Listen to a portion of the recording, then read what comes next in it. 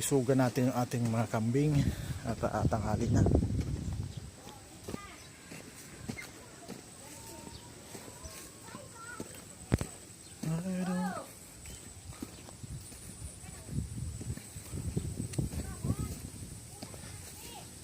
Ayan, nag-relax pa sila. Ayan.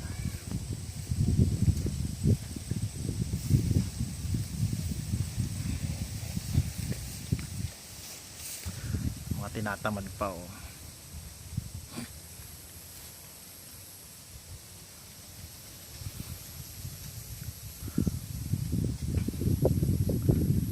Bali ano yan, apat na inahin ng babae. Ayun yung isa, yan yung may brown. Ayun yung isa. Ito yung isa. Ayun yung isa.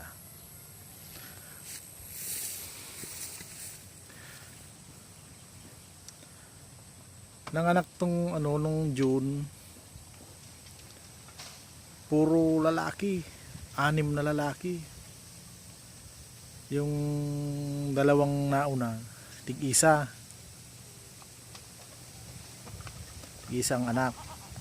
Tapos yung dalawang huli tig-dalawa naman, puro lalaki yan. Ayun oh. Ano na yan, mag 3 months na. Puro lalaki yung anak, wala man lang kahit isang babae.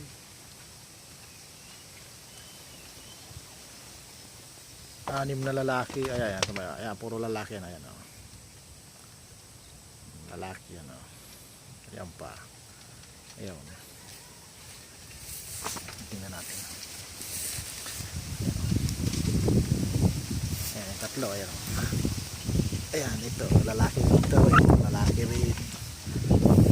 Puro lalaki yan, ayan.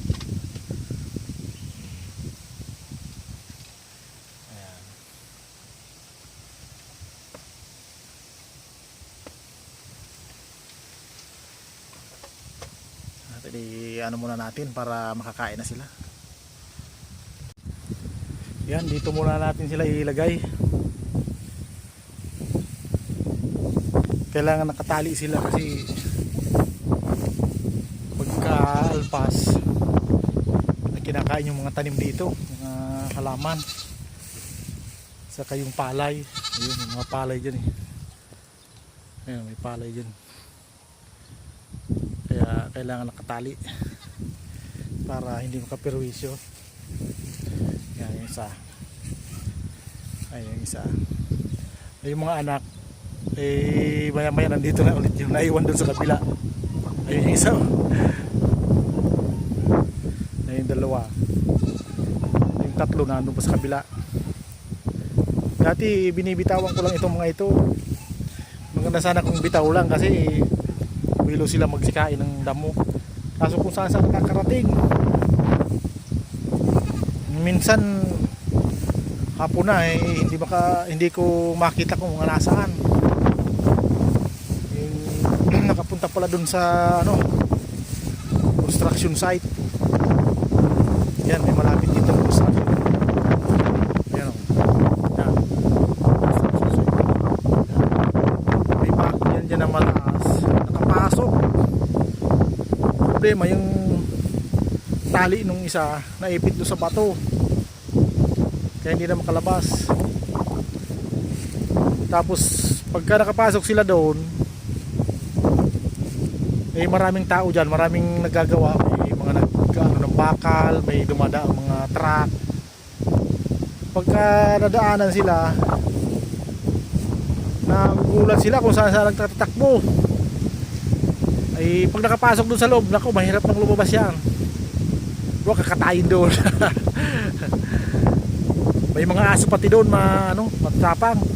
Yung kambing ng kapitbahay namin eh, nakapasok doon. Ay, nilapa nung dalawang aso. Sugat-sugat yung katawan. Nakalabas naman kaso mahina. Mahina na yung kambing. Kaya dito muna sila. Katali lang sila dyan. Busog naman sila dyan, maraming damo dito eh. Mamayang hapon, babalikan ko ulit yan. Ayun, sa kabila may baka. palayan to dati. Yan, malawak ng palayan to, kaso mukhang hindi nagkasundo yung may-ari at saka yung nag-aasikaso nito, kaya wala, pinabayaan na. Sayang nga yun, nakatinggal lang. Malawak to. Yun, hanggang doon. Pastulan na ng mga baka, kambing yan.